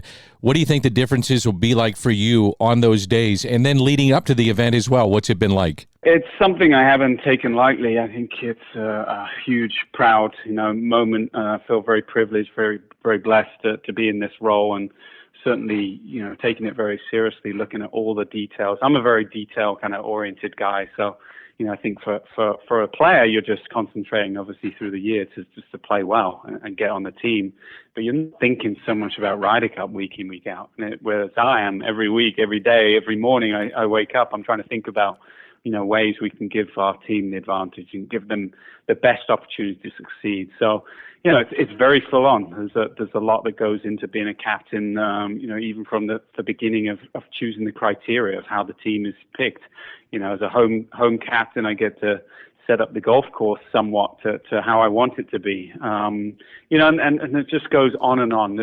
It's like organizing a big wedding, and that's how I would kind of wow. Phrase it. And just trying to make sure you cross all those T's and dot all those I's, and just be ready for the guys, just so you give them the best opportunity, create the right environment for them to succeed. Why'd you have to bring up weddings, man? Between the two of us, we have 7 daughters. Why do you think I'm still grinding out on tour, Jay? I got to pay for those weddings somehow. No question. Hey, Luke, talk a little bit about the fact that the Ryder Cup is in Italy this year. I mean, if that doesn't speak to growth of the game, very little does. Yeah, I think that's the magic of the Ryder Cup too, and at its heart, we want to inspire the next generation. We want to grow the game. We want to. Again, we're not playing there for money. We're playing for pride and passion and, everything that's good about, the game of golf. And, that's also important. We want a junior to go there, not having experienced much golf, and walk away there just loving the game. That happened for John Rahm. His first experience on a golf course was the 97 Ryder Cup in Valderrama. So bringing these places to countries where it might not be the biggest sport, where it might not have as much exposure, is really important. And I think it's a great way to build interest and get these young juniors into the game. Luke is a player. We mentioned it earlier. You're part of 4 European teams that won. Is there a common theme or something that you draw on that experience that you say as a coach could help us, or as a captain, I should say, help us win in this upcoming Ryder Cup? Well, look, I've been a player 4 times and a vice captain twice, and won 5 out of 6. I can tell you without a doubt, the 6th one where I lost wasn't as much fun. So, I think it's just it's getting across that message that, 2 years ago we got beaten pretty badly at Whistling Straits. We need to avenge that defeat. There's some hurt there from the Europeans. So we'll be underdogs again, no matter what anyone tells you on paper. The US are going to be extremely strong, especially after 2 years ago. So it's just about getting over that point to the team that we need to kind of undo that hurt. Luke Donald is our guest, and he'll captain the Euros, and it's going to be a lot of fun with the Ryder Cup coming up, and it's not that far away. You mentioned that you're detail-oriented. I'm curious, in selecting the players that you will, how do you take emotion out of those decisions? How do you say, I love this guy. This guy I love. He's one of my best friends, but I can't quite add him to this team.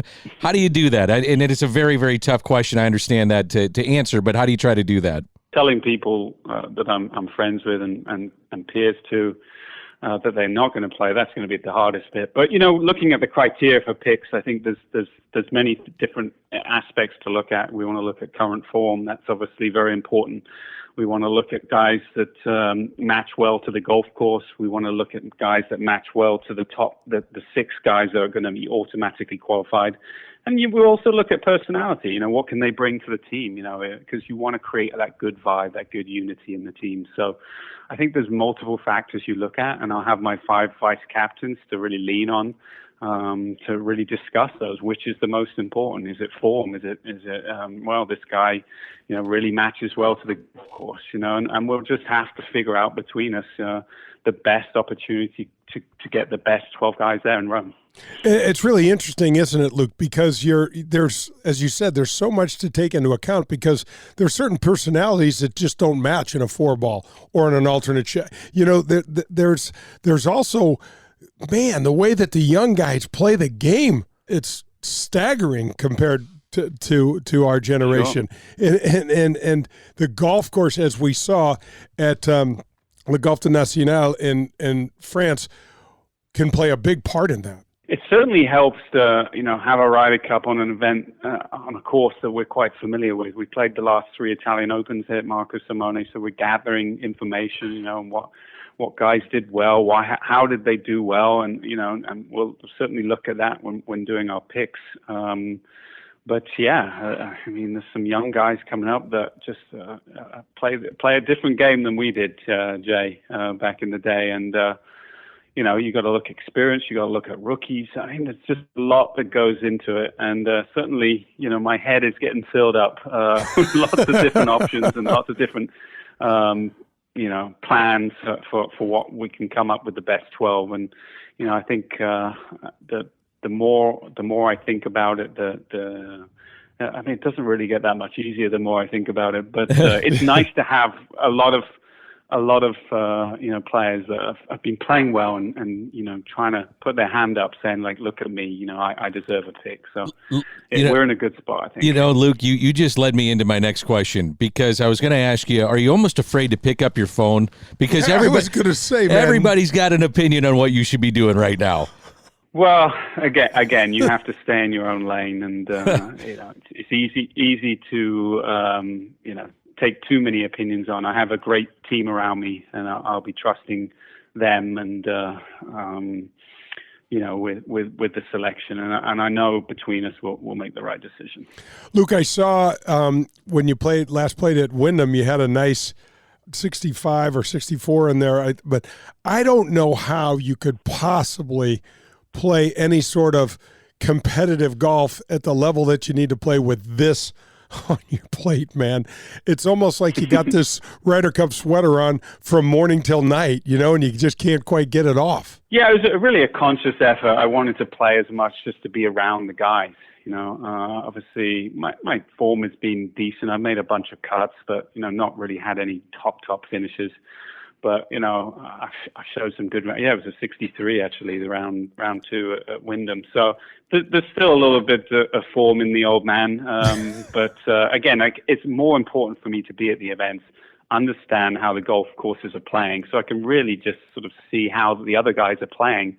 You know, specifically, I know if someone shoots a 65 on a certain day, and and I've been out there and I'm thinking, wow, that was a really good round. Like, his game must be in a good spot. It's hard to tell that when you're looking at home, you know, on ShotLink or what it might be. So it's important for me to be around the guys, to keep that communication up, show face a lot, and obviously try and compete a little bit at the same time. Luke, what are some of the things that you do for team bonding and knowing that you want to pair this guy up with that guy and, hey, let's do this on this day, not as it goes along, but in preparation for this? Just some of those things that maybe a casual fan wouldn't even have any understanding of what it's like to try to get your team ready to play.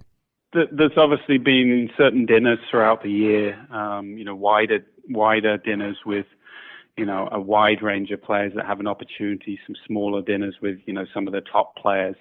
But it's just about communication, clarity, and authenticity. You know, I'm just trying to be myself, and I think hoping the players just feed off that. So there's a few things we have planned. We have a team trip, you know, to Marco Simone. Once the team is finalized, you know, there'll be a few little plans just to get everyone together in the same room and figure out how we can bond the best. And I think, you know, those little things are really important. They go a long way. They're helpful for the rookies to feel like they are included. You know, and I think there's also obviously lots of little things that go into trying to create that team unity, which has always been a strength for us. Luke, one of the things that I'm really looking forward to is, you know, it's Father Time, as they say, is undefeated, and some of the stalwart names from your side are not going to be playing, and I'm really looking forward to seeing someone from your side have this kind of, I mean, it might be Victor Hovland because he's such a good young player, and but more of an unknown player, kind of almost as if the way Tom Kim stepped up and played so well at the President's Cup. I think there's going to be that moment for you guys this year. Well, I hope so too. You know, certainly our team will have some very experienced players and we'll have some rookies. You know, I think it's good to have that blend, that balance. But, you know, again, my messaging to the rookies will be, you know, you've made it here. That's great. But, you know, we all need to contribute, and someone's going to step up and have a great week, and it might as well be you. So, you know, I think they'll be inspired. I remember my first Ryder Cup, and, you know, it was a little bit of a deer in headlights. I was I was one of only 2 picks, myself and Monty, who was a Ryder Cup legend, and 2004.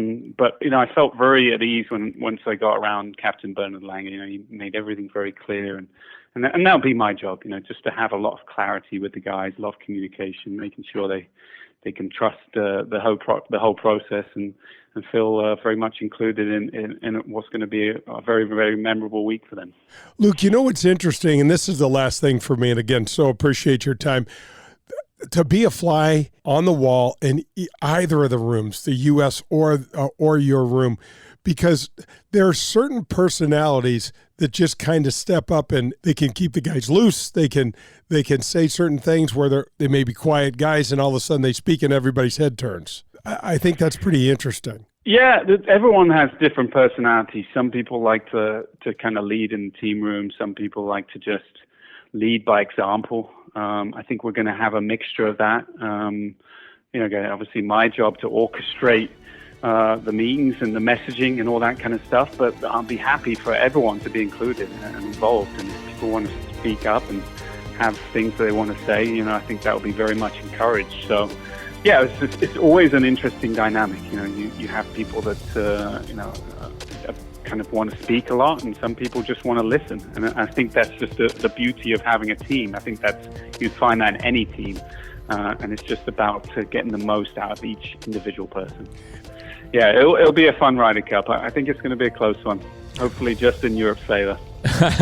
Soon enough, Luke, we're about to find out as the upcoming Ryder Cup is right around the corner. And again, thank you so much for being a part of Golf with Jay Delsing. This is presented by Daugherty Business Solutions. We head to the 19th hole. That's coming up next. I'd like to welcome I Promise to the Golf with Jay Delsing show. What is I Promise, you ask? It is a St. Louis-based company with the most clinically backed eye health performance supplement brand with over 20-plus years of eye health expertise and nutrition science. It's all natural, and their cutting-edge science and technology has helped I Promise forge many exciting new golf partnerships, like with the PGA of America, the Titleist Performance Institute, the Ledbetter Academy, and many more. Perhaps the most exciting component for me, though, is that this new growth and regeneration is measurable. I can tell you that in my case, my initial score was around 0.25, and after taking the I Promise product for 2+ months, my score skyrocketed to 0.60. It had more than doubled. I can now read the greens better because there's not nearly as much glare to try to manage, and I don't have to squint so much while I'm playing. But you don't have to take this from me. Check out what Padraig Harrington has to say about this product. He's playing some of the best golf of his career in his early 50s, and he swears I Promise has helped improve his short game. Check out I Promise. That's I Promise, the company helping us see better, play better, and live better. Visit them at ipromise.com. This is Dan McLaughlin. I hope you'll join me for a special night in St. Louis. It's called Hooray for Hollywolf, a benefit on Saturday, September 30th at the Sheraton Westport Hotel. We'll celebrate 25 years of Champ Assistance Dogs. Champ Assistance Dogs utilize the love and healing power of dogs to improve the lives of people in our community. This night will feature a silent and live auction, dinner, and a Champ runway show featuring assistance dogs, therapy dogs, and local celebrities. Find out more at champdogs.org. The Gateway section of the PGA, led by Allie Wells, is the center of golf for us here in St. Louis. With over 350 men and women in the organization, you'll be hard-pressed to find a golf course, driving range, or practice facility where one of these men and women members are not present working tirelessly to enhance your golf experience. From PGA Reach, the charitable foundation arm of the section, which raises and donates millions of dollars to the needy in our community, to PGA Hope, that helps and supports our former military through the game of golf, to the PGA Junior League, which has turned out to be a game changer for creating opportunities and bringing more young players into the game. Our Gateway section remains committed to growing the game of golf. Again, at this year's Ascension Charity Classic, PGA Reach will be one of the benefactors of our Legends Charity Shootout, where half of the money raised will go to PGA Reach. The Gateway section of the PGA, helping us all enjoy the game we love. For the best in Italian cuisine in St. Louis, look no further than Paul Manno's, located in Chesterfield. It's traditional Italian cooking, and their best ingredient, it's their tradition. It's cooking like Paul's grandmother used to make and like his mother still prepares today. There are no corners cut at Paul Manno's. From greeting you at the door to the pasta you'll share with your family, Paul Manno's is committed to bringing you their very best anytime you share a meal at their place. It's Paul Manno's, located in Chesterfield. This is Golf with Jay Delsing. We're winding down, and it's a stop at the 19th hole.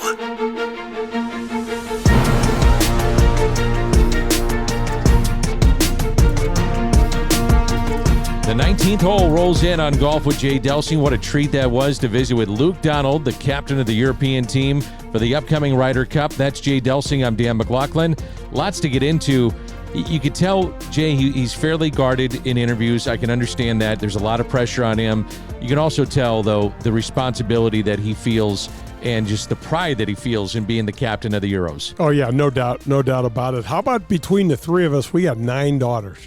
That's enough to make you serious about anything. That's why he said he was going to continue to play on the PGA Tour and not worry so much about the Ryder Cup just yet. I get it. I know. Yeah. He, gosh, where do you start, Danny? I mean, I thought it was really cool that he kind of unpacked how he's a detail-oriented guy. That's going to really help. Yep. The fact that he's played on a number of teams before, he's a former world number one. You know, when played in 4, vice captain at 2. Right. And when you think about it, and he's never lost, by the way. How about that? And you think about this, Danny. The Euros are going to bring a guy in. So Rahm's really American, but he's a Spanish guy. Roy's an Irishman. He's Americanized too. But one of the things that the captain has to deal with from the European side is all these different ethnicities from different countries. Not that the ethnicity is a big deal, but you're trying to make this as comfortable as you can. The good news is most of the guys have traveled and traveled the world, and you know they're going to be fine with whatever kind of food and things like that. But when these guys are going into this, I know this for a fact, they're thinking about what can I do for him to make him extra comfortable. Does he want a certain, would he like a certain kind of meal every once in a while? That goes down into that much detail and depth, Danny, when they're doing these things. And I know from talking to Ernie Els from captaining the President's Cup team, that's even worse, Danny, because you're getting, Australians and South Africans and Koreans, and, it's a wide mix. And this is a little less diverse because it's just Europe, but it's still a thing. One of the things he said, you get to set up the golf course as the home captain, and so that's a big deal, really big deal. And I guarantee he's poring over data and trying to figure out, Danny, this is how detailed they'll get. He'll know where on what particular hole with, let's say it's a par 3, and where the flagstick is located, he'll know where the majority of his players have missed their shots. Hey, this is a green light. My guys all seem to be liking to fade the ball, move it left to right, and this is a great hole location for them. And he'll have all this data. He'll also know tee shots. Hey, our team inherently struggled on this hole, so he'll know. I mean, there's so much to go over, and that's the job also of these vice captains. So he's got all of this help. And so it's going to, when you roll it out there, it looks like it's just golf. And it really does come down to who's playing the best. But there's a boatload of stuff that goes into this. Let's break this down for fans that are listening, and some are into the weeds into golf like we are, or others are just maybe the casual sports fan listening to the show. So how does the Ryder Cup work? Yeah, so we've got 12 guys from each side, and it's not like a normal golf tournament, D. So you're not going to – so let's say you go there. It starts on Friday. Let's say you go there Friday morning, and the first match starts at 9 o'clock, and you go out – your car is parked out towards the back, and you come in on the 16th hole. Guess what? There's nobody on 16. There's nobody on – there's only 4 – they'll call them games or matches going on at a time until you get to Sunday. So there's 4 ball, which is going to be the alternate shot, and then there's better ball, which is you and I just playing, and then our best ball score against their best ball score. So the strategy really comes into play when you've got this alternate shot stuff, Danny, because if you get a guy that suddenly starts struggling with his driver, or somebody like Bryson DeChambeau, for example, would be so difficult to try to play an alternate shot match with, because as your partner, because you're going to stand up there and he's going to go, I'm hitting over there, and he may not care if he hits it in the left rough. And you're thinking, I don't want any part of the left rough. And then you also have golf balls to consider, and because there's compatibility there. Bryson DeChambeau is one of the few guys that plays a ball very similar to what Tiger plays, a very low spinning ball. And there's only 4 guys on the PGA Tour that play that ball. Well, if I get paired with Bryson, he's going to have to shift to my ball because I can't hit his ball. And then you have the singles on Sunday. So that goes on. There's 4 matches on Friday morning, 4 matches on Friday afternoon. Then there's 4 matches on Saturday morning, 4 matches on Saturday afternoon. And then Sunday, it's 12. It's mano a mano, 12 guys playing against 12 guys. And, Danny, there's a little known thing. I want to call it a rule, but it's almost like a loophole that if, say, one of your players gets injured, you can have him sit out of the individual matches, and one of the, let's say, unfortunately, a Euro gets hurt. Well, then Captain Johnson will pick one of his guys to sit out, and they only play 11 against 11. Right. Yep. So Which has happened before. It's happened before. It absolutely has happened before. So what's really going to be interesting is who's playing well at the time, who's holding putts, who does this golf course suit best.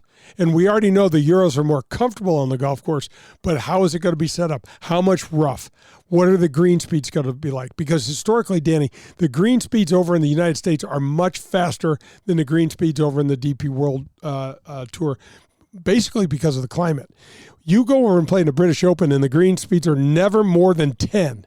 Because you can get 50-mile-an-hour winds there, and the ball won't stop on the greens if they're 12s or 13s. Well, you'd like to think that this is something that, and we've talked about it since COVID, golf has exploded. The Tiger effect is exploded the game of golf. But you'd like to think that events like this, President's Cup, which is coming to St. Louis and Belle Rive in 2030, things of that nature will just invite the casual fan to grow the game. And that's what this is all about. Oh, Danny, 100%. First of all, the fact that we are hosting, that the country of Italy is hosting a Ryder Cup, never before when I was a kid.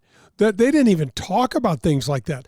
I liken it also, Danny, to what happened when Dream Team won. Larry Bird, Magic, Michael Jordan, those studs went over and played in the Olympics. And I think their average margin of win was like in the 40s somewhere. And what it did was it sowed NBA seeds and basketball seeds with little kids over in all these foreign countries. And look at, I think 30% of the NBA is made up of foreign players. And some of them are studs. And ironically, Danny, what they do better than the American players are the fundamentals. They pass the ball, they shoot the ball, and instead of just dunking. So this is interesting. I really think that this can have a big springboard effect to young Italians wanting to play professional golf. Do you have a favorite Ryder Cup memory? Is there one that stands out for you? Oh, man. There's so many good ones. I got to tell you, my company was alive and well before COVID, and I was up at Hazeltine, and I was activating that entire week, and we had a blast. And I was out there when Patrick Reed was going at it with Rory McIlroy, and that was those guys played incredible golf. And that same day, D, Phil Mickelson and Sergio Garcia tied, both shooting 63s. So there was some really, really fun memories there. I also, when I look back, I can remember when I first got on the PGA Tour, Corey Pavin was a friend of mine back at the time, and he was on the Ryder Cup. And he was hitting the first shot, alternate shot with Lanny Watkins, and he was up first as a rookie, and I believe they were playing at the Belfry. And he told me, he said, I've never, ever been this nervous before. I was so nervous that I didn't think I could hold my hand still enough to get the ball to stay on the tee. And I said, what the hell? What did you do? And he said, I looked down at the ball and I said, hit it. Just hit it somewhere. And I relate to that. The first tee shot that I hit for the Ascension Charity Classic, I'm like, tears are running in my eyes. I could swing at 2,000 miles an hour, and I'm like, please, God, just let me get the ball off the tee. It's Jay Delsing. I'm Dan McLaughlin. This is Golf with Jay Delsing, presented by Darney Business Solutions. Fun show, and our thanks to Luke Donald. Our thanks also to Bob Harig, and we'll go to the Teacher's Corner that's coming up. I want to welcome Redbird Heating and Cooling to the Golf with Jay Delsing show. You can reach them at 314-320-9507 or on the website redbirdhvac.com. CEOs Jed Dickinson and Jerry Pearson run the area's most responsive and dedicated heating and cooling company that's been conscientiously supporting the St. Louis area for the last decade. Just last month, when my air conditioner stopped working, Jed and his team were at my home at 7 a.m. to replace one unit and then repair the other. Your money, like it's our money, was Jed's statement to me, and the repairs for Unit 2 was less than $200. If you want to work with a family-owned business that you can trust, then call 314-320-9507 or visit them at redbirdhvac.com. That's redbirdhvac.com. Family Golf and Learning Center. No matter your age or skill level, Family Golf and Learning Center, located in Kirkwood, has something for you. They've got it all: PGA and LPGA instruction, double-decker driving range, par 3 golf course, TrackMan simulators, a large short game green design to help you with all your shots around the green, bunkers, rough, and Zoysia fairway pitching. And now open the Tahoma Bermuda Grass Tees, the best turf to hit from in St. Louis. It's all at Family Golf and Learning Center. To schedule a lesson or to find out more, visit FamilyGolfOnline.com. That's FamilyGolfOnline.com. Family Golf and Learning Center. We make St. Louis better at golf.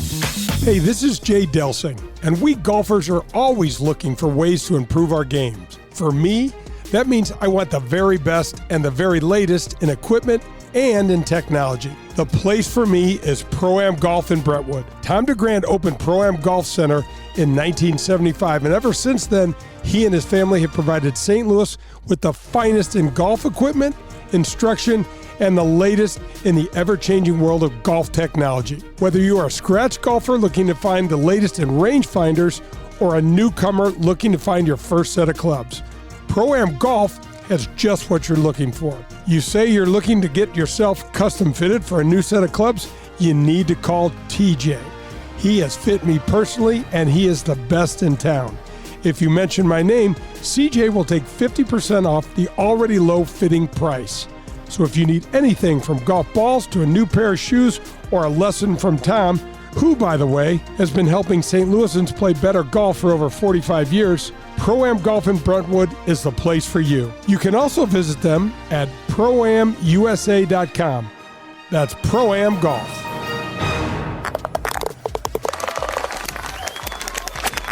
Hello, friends. This is Jim Nance, and you are listening to Golf with my friend Jay Delsing.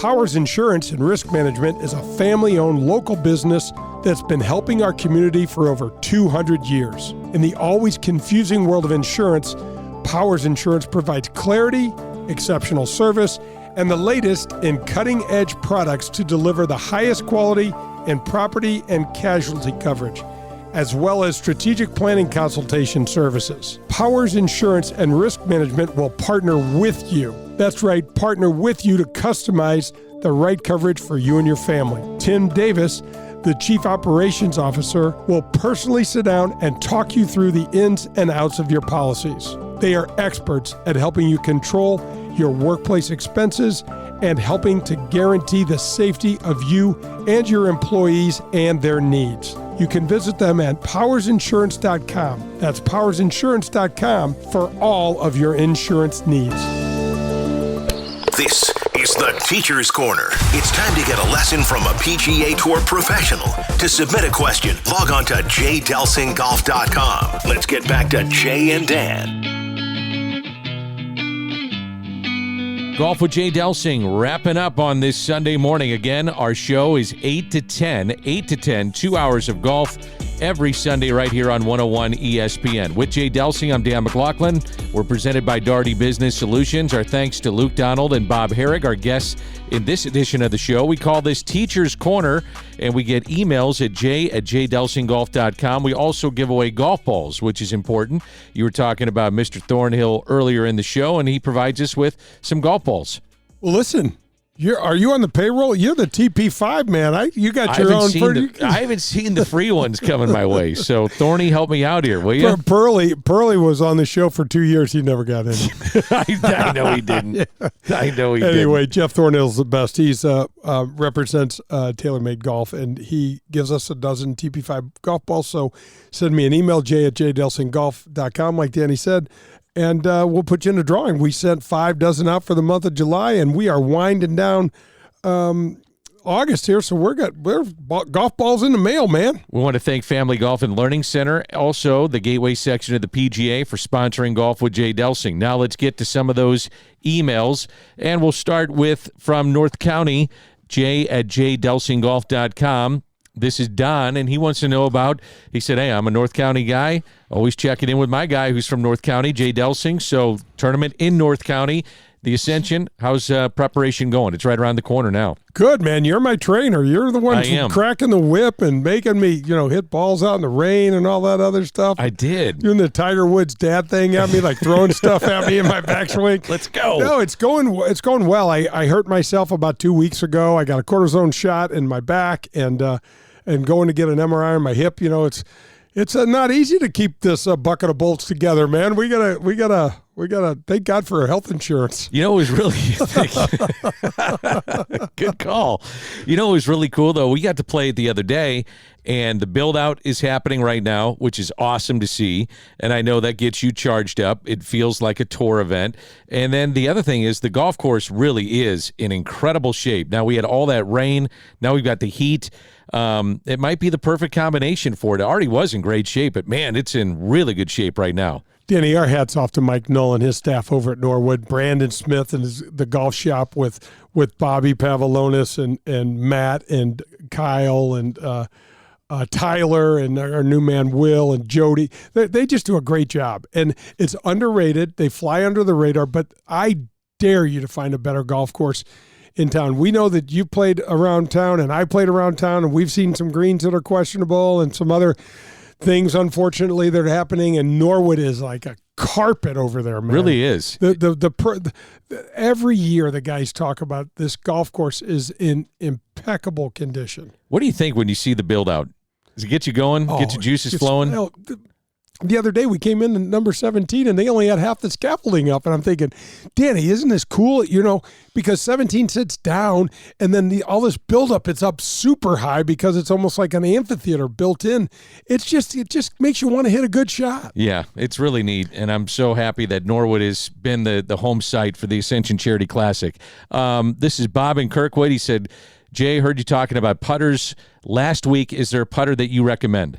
Oh, my gosh. Well, there's a zillion putters out there, but I would recommend head on over to Pro-Am Golf and talk to either CJ or Craig, and they've got putters sitting. They've got white hot putters, the Odysseys. They've got Scotty Cameron's. They've got that Spider putter you and I talked about a couple weeks ago, D, about that Spider putter that's a tailor-made version. And they've also got an indoor green that you can practice putting on.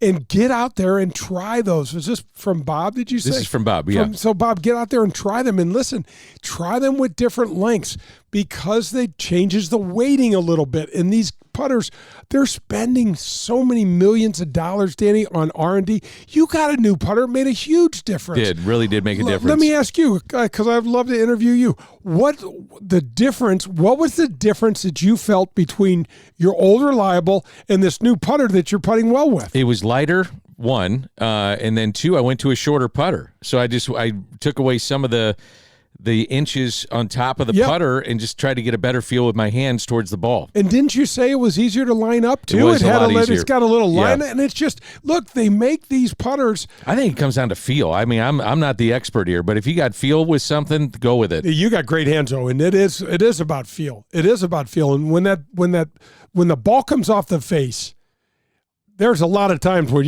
I see you walking. You're like, Yeah. I made this, but you can tell, and that's really a good feeling, and that's kind of what we're after. I think Bob may have asked the wrong guy about the putter because Jay will scrape his putter on the ground. He's got lead tape on that thing.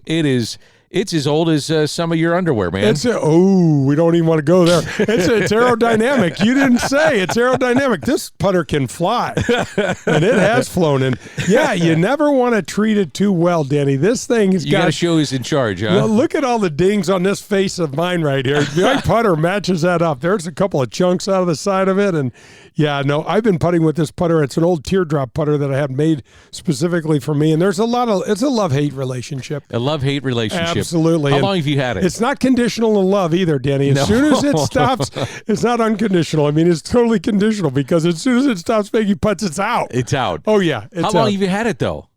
Probably 30 years. Yeah. Yeah. I mean, but that goes back to the feel part of it. It does, and I just like the way it looks. I like the way it feels. It's a little heavier, and it's interesting. I in my office at home, I keep my Scotty Cameron that I've won some tournaments with, and you'll call and I'll pop you on speaker and I'll start stirring. I'm like, "Ooh, this putter feels pretty good," So when you start playing around with that stuff, it's really interesting because it's usually like, I don't know if I could stand over the ball and feel like I'm going to make a putt, Danny.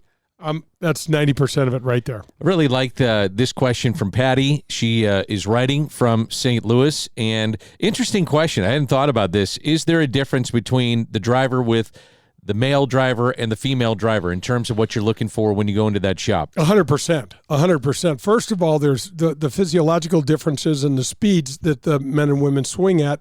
Absolutely. They're also hand sizes. You're going to have smaller grips for the gals. They're going to have shafts much more designed for your speed and your game. So do not go into the men's section and try to hit a men's club. It's also going to be heavier. You're going to want it lighter, and you're going to want to be able to increase the speed. You're also they're so specific and specified now, Danny. You don't want to get the wrong tech in your hand, so to speak, and you'd be doing yourself a big disservice if you went from you're a nice female player and you went and hit a men's driver. Because sometimes females think they should do that, right? Yeah, there's ways. So if they're looking to get a little stronger shaft, they've got that made for you guys. Just think of the LPGA players. Look at a gal like Nelly Korda and a girl like Lexi Thompson and the power and speed that they swing with. And then look at one of the young, look at Lydia Ko. Lydia Ko doesn't have that power. She's a damn good player and going to be a Hall of Famer, but she doesn't have the power that Nelly swings with. And so there's different shafts by a long shot, Danny. The key is the right seat on the right bus. We need to get the right shaft and the right head combination for your game. About a minute to go. Let's go back to the Ascension for just a moment. This is from Dan in studio with Jay. What are you doing in the next few days, weeks leading up? How many days? We're a week and a half or so away from the Ascension. What do you do? Do you back off some things, amp up other things? What do you do? Yeah, a lot of short game stuff, Danny. It's been crazy hot. So there's a point of diminishing return there. You and I played the other day, and we were the only two people on the course. We looked at each other like, "What are we doing?" This might not have been our rightest decision, but it's that's the challenge, because probably a month ago I was playing as well as I've had in a long time, and I had a little setback. So what I'm trying to do now is just be smart about it and build up that way. And can we talk just briefly about the Marcone, the absolutely first responder, the military suite guys? any first responders, men or women, firefighters, backstoppers, anybody that's involved with the military, we have complimentary tickets and a complimentary seating area for you guys. And it's brought to you by Marcone. That's been a great supporter of the show and of the Ascension Charity Classic.